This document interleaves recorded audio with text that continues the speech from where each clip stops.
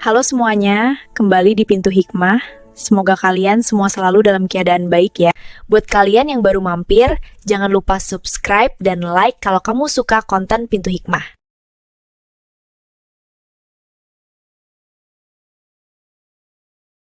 Anakku salah pilih istri. Rumah sempit, bau, bikin sesak napas orang kaya kayak aku. Kalimat pedas itu keluar begitu saja dari mulut ibu mertuaku, sambil dia meludah tepat di lantai teras rumahku. Aku cuma bisa mengelus dada, melihat cairan itu membasahi lantai yang baru saja aku pel bersih. Dia berdiri di sana, pakai perhiasan emas renteng-renteng. Seolah-olah dia ratu paling terhormat sejagat raya. Matanya melihat sinis ke arah alat tenunku, seolah pekerjaan yang menghidupiku ini adalah sampah yang menjijikan. Tetangga mulai bisik-bisik. Tontonan gratis ini benar-benar bikin mukaku merah padam menahan malu. Dia nggak tahu kalau keringatku dari hasil menenun inilah yang menyelamatkan harga dirinya yang sudah hancur. Tunggu saja. Ibu belum tahu kalau kunci istana yang dia banggakan itu sekarang ada di saku dasterku. Kenalin, namaku Arini. Penampilanku mungkin biasa aja, cuma pakai daster rumahan dan rambut sering dicepol asal, karena sibuk di depan alat tenun kayu kesayanganku. Kulitku memang gak seputih artis ibu kota, tapi bersih, karena aku telaten merawat diri meski cuma dari hasil keringat sendiri. Aku tinggal di sebuah rumah kontrakan sederhana yang sebenarnya cukup nyaman buatku dan suamiku. Tapi ternyata, di mata ibu mertuaku, rumah ini gak lebih dari sekadar kandang ayam yang bikin dia mual. Pagi itu, udara masih segar banget. Tapi suasana langsung berubah panas waktu mobil taksi berhenti di depan rumah. Ibu mertuaku, Bu Lastri, turun dengan gaya paling cetar, seolah dia lagi jalan di karpet merah.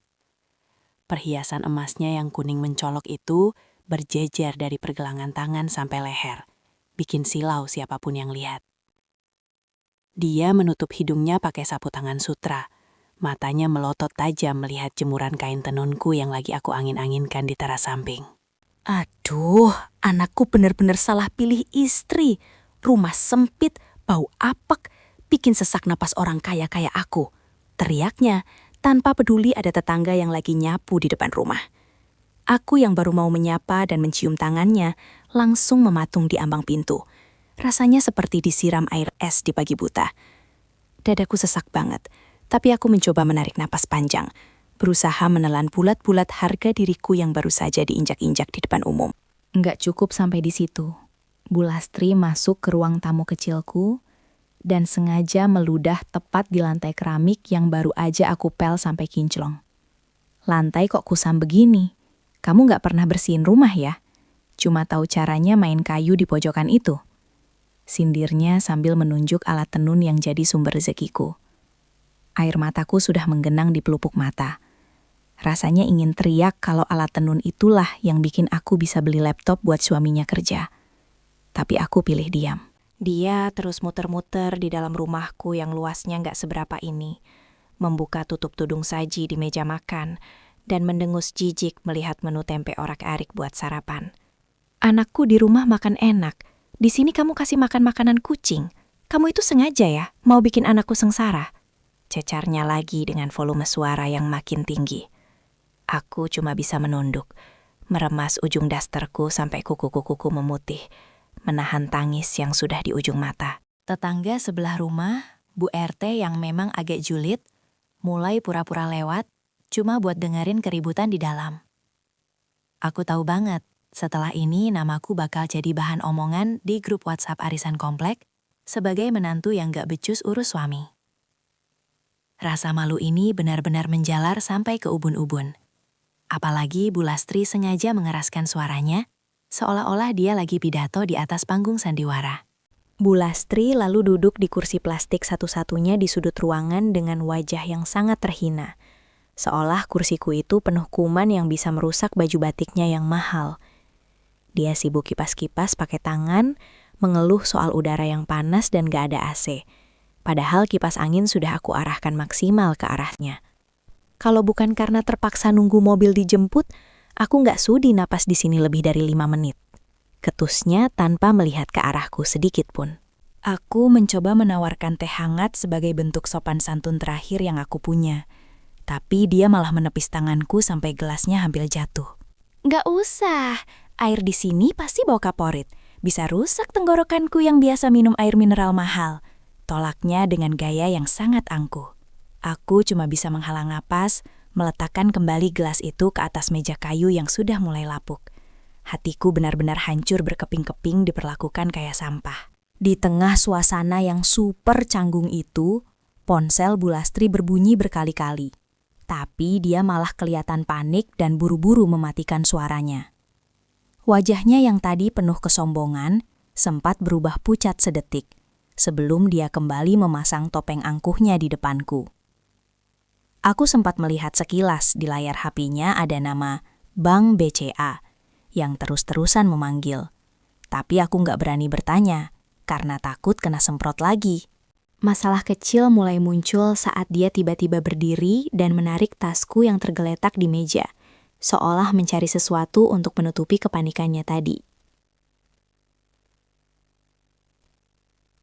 Mana uang belanja yang dikasih anakku? Sini, aku mau beli tas baru. Daripada uangnya kamu habisin buat beli benang murahan ini. Bentaknya sambil menggeledah isi tasku dengan kasar. Aku kaget setengah mati, bukan karena uangnya, tapi karena di dalam tas itu ada sebuah map coklat penting yang harusnya nggak boleh dia lihat sekarang. Tanganku gemetar hebat waktu melihat Bu Lastri dengan kasarnya mengobrak-abrik isi tasku, membuang struk belanjaan dan dompet koin ke atas meja. Dia nggak tahu kalau di dalam map coklat itu ada dokumen lelang yang baru saja aku tanda tangani kemarin sore di kantor notaris. Jantungku rasanya mau copot. Aku langsung merebut tas itu sebelum jemarinya yang penuh cincin emas itu menyentuh map berharga tersebut. "Maaf Bu, ini urusan pekerjaan aku, jangan lancang begini," kataku dengan suara yang sedikit bergetar karena emosi. Dia malah tertawa kencang, suaranya melengking memenuhi ruangan sempit ini, sampai telingaku berdenging saking nyaringnya. "Pekerjaan apa? Menenun kain kilauan begitu kamu bilang pekerjaan penting? Paling juga isinya bon hutang benang," ejeknya, sambil berkacak pinggang, menatapku dengan tatapan meremehkan yang paling tajam. Aku cuma bisa memeluk map itu erat-erat di dadaku, merasakan detak jantungku yang berpacu kencang, berusaha menenangkan diri agar nggak lepas kendali sekarang. Keanehan mulai terasa waktu aku menyadari kalau emas yang dia pakai hari ini kelihatannya nggak berkilau seperti biasanya, sedikit kusam di bagian pinggirannya. Pas dia bergerak, aku juga mencium aroma minyak kayu putih yang menyengat dari balik parfum mahalnya, seolah dia lagi menahan sakit atau stres yang luar biasa. Nggak sengaja, mataku menangkap layar ponselnya yang lagi-lagi menyala di atas meja. Ada pesan WhatsApp masuk dari kontak bernama Pak Debt Collector, yang isinya sangat mengancam. Isi pesannya singkat, tapi bikin aku merinding. "Ibu Lastri, kalau sore ini sisa cicilan rumah mewah itu nggak dibayar, tim kami akan datang bawa truk angkut barang." Aku hampir saja tersedak air liur sendiri membaca tulisan yang sempat terbaca sekilas itu, sementara Bu Lastri buru-buru menyambar HP-nya dengan wajah yang sudah berubah drastis jadi abu-abu. Kesombongan yang tadi dia agung-agungkan seolah rontok dalam sekejap, meski dia tetap berusaha memasang muka tembok di depanku. Gara-gara itu, aku mulai curiga kalau gaya hidup sosialitanya di depan keluarga besar selama ini cuma kedok belaka untuk menutupi borok hutangnya yang menumpuk. Aku teringat omongan tetangganya di komplek elit dulu, yang bilang kalau rumah mewah itu sudah lama nggak pernah direnovasi, dan mobilnya sering berganti karena sering ditarik leasing. Tapi di depan aku dan suamiku, dia selalu berakting seolah dialah wanita paling kaya sekecamatan, yang punya segalanya tanpa kurang satu apapun. "Kenapa lihat-lihat? Mau minta sedekah? Sana, balik kerja. Jangan cuma bengong liatin orang cantik," bentaknya lagi, mencoba mengalihkan perhatianku dari kepanikannya tadi. Dia langsung berdiri, pura-pura sibuk memperbaiki hijabnya di depan cermin kecilku yang sudah agak berjamur, padahal tangannya kelihatan sangat tremor. Aku melihat dia mengambil nafas pendek-pendek, Keringat dingin mulai membasahi dahi yang tadi dipoles bedak tebal, membuatnya kelihatan jauh lebih tua dari usia aslinya. Tiba-tiba, terdengar suara motor berhenti di depan rumah dan suara laki-laki berteriak memanggil nama Bu Lastri dengan nada yang sangat tidak ramah. "Bu Lastri, keluar! Jangan sembunyi di rumah kontrakan kumuh ini. Kami tahu ibu ada di dalam." Teriak orang itu sambil menggedor pintu kayu rumahku dengan keras. Wajah mertuaku langsung pucat pasi. Dia langsung lari ke arah dapur, bersembunyi di balik lemari makan seolah-olah dia lagi main petak umpet dengan maut. Aku cuma bisa melongo, melihat tingkahnya yang berubah 180 derajat dari singa menjadi kucing penakut dalam hitungan detik. "Arini, tolong, bilang ibu nggak ada, bilang ibu sudah pulang ke desa," bisiknya dengan nada memohon yang sangat memuakkan. Padahal tadi dia baru saja meludahi lantaiku. Aku merasa sangat ironis. Wanita yang menghina rumahku sebagai kandang ayam, sekarang malah menjadikan kandang ayam ini sebagai benteng perlindungan terakhirnya. Aku membuka pintu dan melihat dua orang pria berbadan besar dengan jaket kulit hitam, membawa map yang isinya foto rumah mewah Bu Lastri yang sudah dipasangi stiker penyitaan. Mereka bilang kalau pemilik rumah itu sudah menunggak cicilan selama setahun lebih dan hari ini adalah batas akhir pengosongan secara paksa jika nggak ada pelunasan.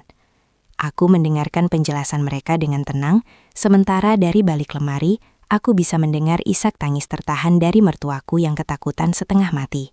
Setelah orang-orang itu pergi dengan ancaman akan kembali lagi nanti sore, Bu Lastri keluar dari persembunyiannya dengan wajah yang benar-benar hancur. Maskaranya luntur terkena air mata. Dia nggak lagi menghinaku, tapi dia juga nggak minta maaf.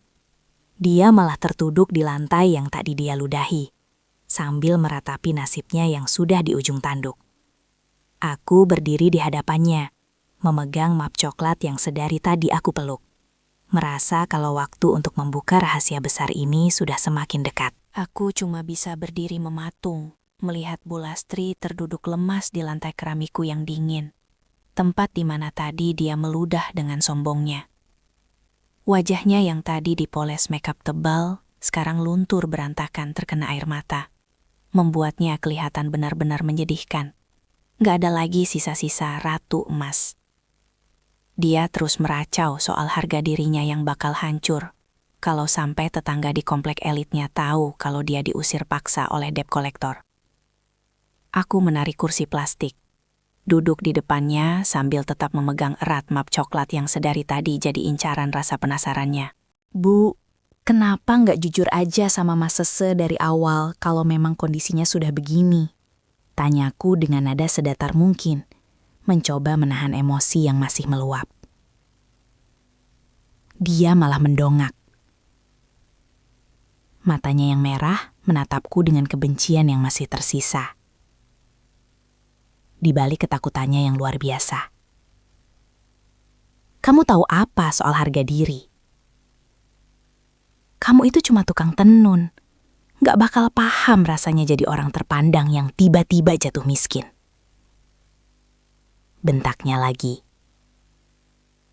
Meski suaranya sekarang terdengar parau dan gemetar. Aku menghela napas panjang.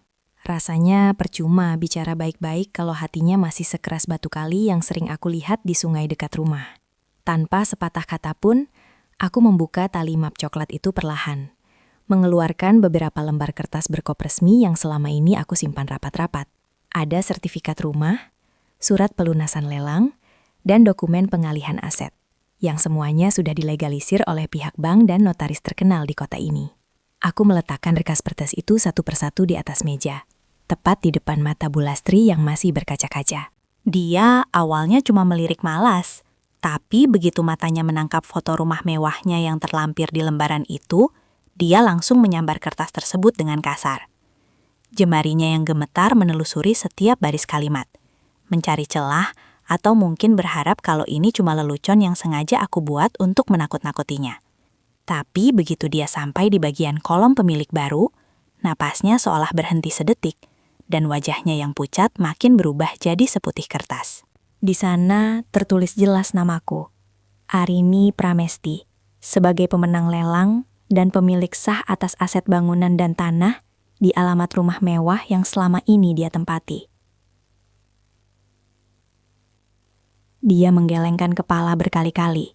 Mulutnya menganga lebar seolah-olah dia baru saja melihat hantu di siang bolong yang sangat terik ini. Nggak mungkin. Ini pasti palsu. Kamu dapat uang dari mana? Tukang tenun kayak kamu nggak mungkin punya uang miliaran. Teriaknya histeris sambil melempar kertas itu ke lantai. Aku tetap tenang, mengambil kembali kertas yang dia lempar dan mengusapnya pelan agar tidak ada bagian yang lecek karena amukan emosinya yang nggak stabil. Ibu lupa kalau kain tenunku ini sudah masuk pasar ekspor ke Jepang dan Eropa. Tabunganku selama 5 tahun ini memang sengaja aku kumpulkan buat investasi. Jawabku tenang. Aku nggak perlu cerita kalau aku juga punya beberapa kontrakan di kota lain. Biarlah ini jadi kejutan yang pelan-pelan merobek kesombongan mertuaku ini. Gak nyangka, bukannya sadar atau minta maaf, dia malah menuduhku yang enggak-enggak. Katanya aku pasti pakai uang anaknya atau hasil melakukan hal yang gak benar di belakang suamiku. Padahal, Mas Sesa sendiri tahu kalau aku sering lembur sampai mataku bengkak dan jari-jariku kapalan demi menyelesaikan pesanan kain tenun yang harganya puluhan juta per lembarnya. Fitnahnya itu benar-benar jadi bensin yang menyiram api di dalam hatiku. Bikin rasa hormatku yang tinggal sisa-sisa itu terbakar habis tanpa sisa. Tiba-tiba ponselku berbunyi. Ada pesan masuk dari pihak bank yang mengabarkan kalau pengosongan rumah itu akan dilaksanakan jam 4 sore ini secara resmi. Aku menunjukkan layar ponselku ke depan wajahnya, memperlihatkan pesan singkat yang jadi vonis mati bagi gaya hidup mewahnya yang penuh kepalsuan itu. Sore ini rumah itu sudah harus kosong, Bu. Barang-barang Ibu mau ditaruh di mana? Apa mau dipindahin ke kandang ayam ini? Tanyaku dengan nada sedikit menyindir. Mendengar itu, dia langsung lemas lagi. Kali ini, dia benar-benar jatuh berlutut di bawah kakiku, memegang ujung dasterku dengan tangan yang tadi dia pakai untuk menghinaku. Hari ini, tolong, jangan usir Ibu. Ibu mau taruh di mana muka Ibu kalau sampai semua orang tahu kalau rumah itu sekarang punya kamu? Tangisnya pecah seada-adanya. Aku melihatnya dengan perasaan yang campur aduk. Ada rasa puas karena kebenaran terungkap, tapi ada juga rasa miris melihat seorang ibu sampai sehina ini karena harta. Aku melepaskan tangannya dari dasterku dengan lembut tapi tegas. Aku berdiri dan merapikan kembali map coklatku ke dalam tas dengan sangat hati-hati. Ibu panggil rumah ini kandang ayam, tapi sekarang Ibu malah mau berlindung di sini. Lucu ya, Bu? Kataku sambil berjalan menuju dapur untuk mengambil minum. Aku butuh waktu buat mikir. Apakah aku harus tetap baik atau memberikan pelajaran yang gak akan pernah dia lupakan seumur hidupnya yang penuh kepalsuan ini? Belum sempat aku menenangkan diri, tiba-tiba di depan rumah ramai suara mobil dan motor berhenti beruntun. Ternyata, itu rombongan keluarga besar dari pihak suami, lengkap dengan tante-tante sosialita teman arisan Bu Lastri, yang sengaja datang buat sidak. Sepertinya Bu Lastri tadi sempat pamer di grup WhatsApp kalau dia mau ke rumahku untuk memberi pelajaran, tapi dia nggak menyangka kondisinya bakal berbalik begini. Aku melihat wajah-wajah penuh selidik itu masuk ke ruang tamuku yang sempit, membuat suasana yang sudah panas jadi makin pengap dan menyesakan. Loh, Jeng Lastri, kok duduk di lantai sambil nangis gitu? Katanya mau kasih lihat menantunya yang gak tahu diri ini. Celetuk Tante Rosa, musuh bebuyutan sekaligus saingan berat Bu Lastri di grup arisan. Bu Lastri langsung gelagapan.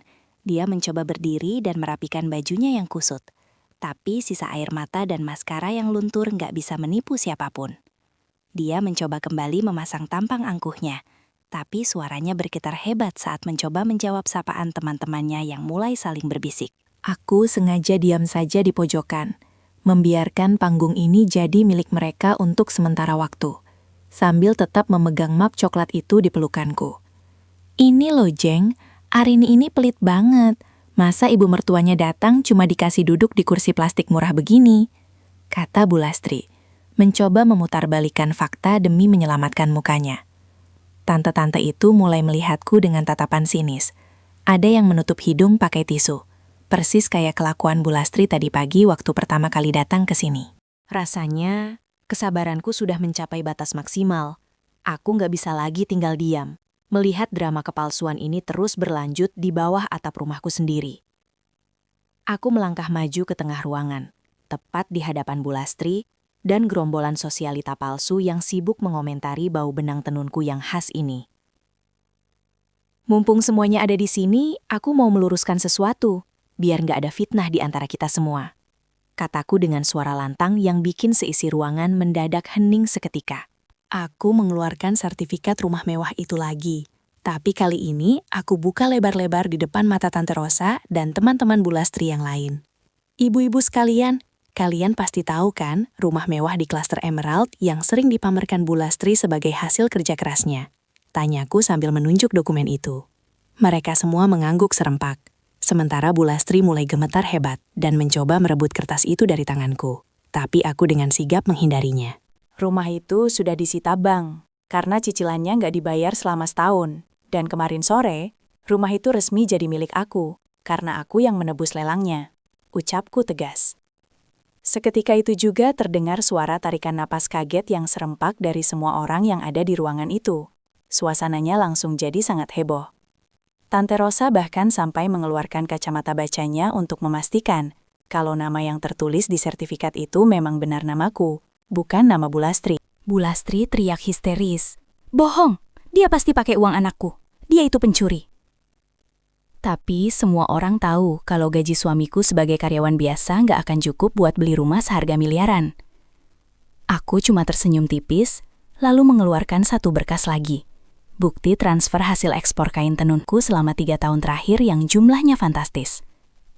Aku tunjukkan kalau setiap rupiah yang aku pakai adalah murni hasil keringatku sendiri dari alat tenun kayu yang tadi sempat dia rudahi dan hina sebagai sampah. Tante Rosa langsung tertawa mengejek ke arah Bu Lastri. "Aduh, Jeng Lastri. Jadi selama ini kita semua cuma dikasih makan dongeng ya? Pamer rumah mewah tapi ternyata yang punya menantunya sendiri." Malu yang dirasakan Bu Lastri saat ini pasti berkali-kali lipat lebih sakit daripada rasa sakit hatiku tadi pagi. Wajahnya merah padam sampai ke telinga. Dia nggak bisa berkata-kata lagi. Cuma bisa menunduk dalam-dalam sambil meremas tas KW-nya yang mulai ngelupas. Benar-benar kehilangan taringnya di depan semua orang. Konfrontasi ini makin panas saat aku bilang kalau sore ini petugas pengosongan rumah bakal datang. Dan semua barang-barang Bu Lastri bakal dikeluarkan ke pinggir jalan. Kalau ibu mau, aku bisa bantu sewa truk buat pindahin barang-barang ibu ke rumah kontrakan yang lebih kecil dari rumahku ini. Tawarku dengan nada yang sangat sopan tapi menusuk. Teman-temannya yang tadi memujinya sekarang malah sibuk memotret kejadian itu. Mungkin buat bahan gosip baru di grup WhatsApp mereka masing-masing. Di tengah keributan itu, suamiku datang dan kaget melihat rumah sudah penuh orang. Tapi setelah aku jelaskan singkat, dia cuma bisa menatap ibunya dengan rasa kecewa yang mendalam. Mas memegang pundakku, seolah memberi kekuatan. Sementara ibunya makin meraung-raung meminta pengampunan agar nggak diusir dari rumah mewah itu. Aku berdiri tegak, memandang mertuaku yang dulu sangat aku hormati, tapi sekarang cuma terlihat seperti wanita tua yang terjebak dalam kesombongannya sendiri. 1 bulan sudah berlalu sejak drama di rumah kontrakanku itu jadi buah bibir seantero komplek dan grup WhatsApp keluarga. Aku akhirnya memutuskan untuk pindah ke rumah mewah di klaster Emerald itu, bukan karena ingin pamer, tapi karena aku butuh ruang lebih luas untuk galeri kain tenunku yang pasarnya makin meluas sampai ke Amerika. Rumah yang dulu dipenuhi aura kesombongan Bu Lastri, sekarang berubah jadi lebih hangat dengan aroma benang alami dan suara alat tenun kayu yang terus berbunyi ritmis setiap harinya. Aku membuktikan kalau daster rumahan dan jari yang kapalan bukan berarti nggak bisa punya masa depan yang berkilau. Lalu bagaimana dengan Bu Lastri? Nasibnya benar-benar berbalik 180 derajat, seperti roda yang berputar paksa ke bawah. Setelah semua teman sosialitanya menjauh karena tahu dia cuma orang kaya palsu, dia nggak punya tempat bersandar lagi selain kepadaku dan Mas Sese. Aku nggak tega membiarkannya terlunta-lunta di jalanan. Tapi aku juga nggak bisa membiarkan dia kembali ke sifat aslinya yang hobi merendahkan orang lain. Akhirnya, aku mengizinkannya tinggal di salah satu kamar di rumah mewah itu. Tapi tentu saja dengan syarat yang sangat ketat yang harus dia patuhi setiap hari. Sekarang, pemandangan setiap pagi di rumah ini adalah Bu Lastri yang duduk tanpa perhiasan emas renteng-renteng lagi di tangannya. Dia aku tugaskan untuk membantu memisahkan benang sesuai warna sebelum aku kerjakan di alat tenun. Sebuah pekerjaan yang dulu dia anggap sangat hina dan menjijikan. Awalnya dia menggerutu dan sering mokok. Tapi begitu tahu kalau aku nggak segan-segan memintanya angkat kaki kalau dia berulah, dia langsung jadi penurut. Kesombongannya luruh total bersamaan dengan statusnya yang sekarang cuma numpang di rumah menantu, yang dulu dia panggil tukang tenun kumuh. Suatu hari, aku sengaja mengajaknya duduk di teras sambil minum teh, tempat yang dulu sering dia pakai buat pamer ke tetangga kanan kiri. Aku melihat tangannya yang dulu mulus penuh cincin, sekarang mulai terbiasa memegang benang-benang kasar. Dan wajahnya tampak jauh lebih tenang tanpa beban hutang yang mengejar. Arini, maafkan ibu ya. Ibu baru sadar. Harta yang ibu banggakan dulu itu nggak ada harganya dibanding ketulusan kamu. Ucapnya lirih sambil menunduk tanpa berani menatap mataku. Air matanya menetes pelan, tapi kali ini bukan air mata drama atau ketakutan, melainkan air mata penyesalan yang tulus. Aku cuma tersenyum tipis sambil menyesap tehku, memandang taman rumah yang sekarang lebih asri karena aku tanami tanaman herbal daripada cuma pajangan patung mahal tak bermakna. Aku bilang ke dia kalau aku sudah memaafkannya sejak lama, tapi aku ingin dia belajar kalau kehormatan itu dicari dengan kerja keras, bukan dengan merendahkan hidup orang lain. Dia cuma mengangguk pelan, lalu kembali fokus merapikan benang-benangnya, seolah itu adalah tugas paling mulia yang pernah dia terima seumur hidupnya. Karma itu memang nyata. Apa yang kita tanam, itulah yang akan kita petik, meski prosesnya kadang sangat menyakitkan. Mas Sese juga jadi lebih tegas sekarang. Dia nggak lagi memanjakan ibunya dengan uang bulanan yang berlebihan hanya untuk gaya hidup yang sia-sia. Kami berdua sepakat untuk hidup sederhana, fokus mengembangkan bisnis tenunku, agar bisa membuka lapangan kerja buat ibu-ibu di sekitar kontrakan lama kami yang butuh penghasilan tambahan.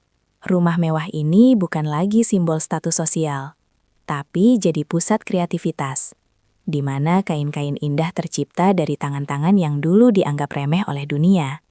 Aku merasa hidupku jauh lebih bermakna sekarang, karena aku bisa mengangkat derajat orang lain tanpa harus menjatuhkan siapapun. Tante Rosa dan teman-teman sosialita Bu Lastri sesekali masih mencoba mendekatiku, berharap bisa mendapatkan diskon kain tenun, atau sekadar ingin numpang tenar. Tapi aku selalu meladeni mereka dengan profesional dan menjaga jarak. Karena aku tahu pertemanan yang hanya didasari oleh harta itu sangatlah rapuh. Aku lebih suka menghabiskan waktu dengan para pengrajinku, berbagi tawa dan kopi di sela-sela waktu menenun. Karena di sana aku menemukan ketulusan yang gak bisa dibeli dengan uang. Bu Lastri pun sekarang lebih sering bergaul dengan para tetangga, tanpa membawa-bawa merek tas atau harga perhiasannya lagi. Pesan moral dari ceritaku ini sederhana. Jangan pernah meludahi sumur yang mungkin suatu saat akan jadi satu-satunya sumber air minummu saat kekeringan melanda. Dunia itu berputar, dan Tuhan punya cara yang sangat unik untuk membolak-balikan nasib hambanya dalam sekejap mata saja. Kesombongan hanya akan membawamu pada jurang kehancuran, sementara kerja keras dan kerendahan hati akan membawamu pada kemuliaan yang sesungguhnya. Aku bersyukur atas semua himanipu, karena tanpa hinaan Bu Lastri, mungkin aku nggak akan pernah punya tekad sekuat baja untuk sesukses sekarang. Sekarang, setiap kali aku melihat sertifikat rumah itu, aku nggak lagi merasa bangga karena punya bangunan mewah. Tapi aku bangga karena bisa menaklukkan ego dan kebencian dengan sebuah pengampunan. Aku membiarkan masa lalu yang pahit itu terkubur bersama sertifikat lama yang sudah diganti namanya, dan mulai menulis lembaran baru yang lebih bersih. Hidup ini terlalu singkat kalau cuma dipakai buat balas dendam yang gak ada habisnya. Lebih baik fokus berkarya dan jadi manfaat buat sesama. Itulah kemenangan yang sesungguhnya bagiku. Seorang penenun yang dulu dianggap sebelah mata, namun kini berdiri tegak dengan penuh martabat. Akhirnya, Rumah ini kembali sunyi.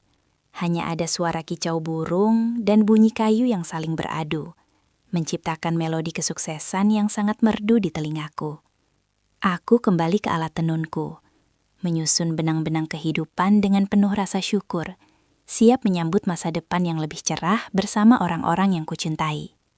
Bu Lastri datang membawakanku segelas air mineral dengan senyum yang tulus. Sebuah pemandangan yang dulu mustahil terjadi, tapi kini jadi kenyataan yang indah.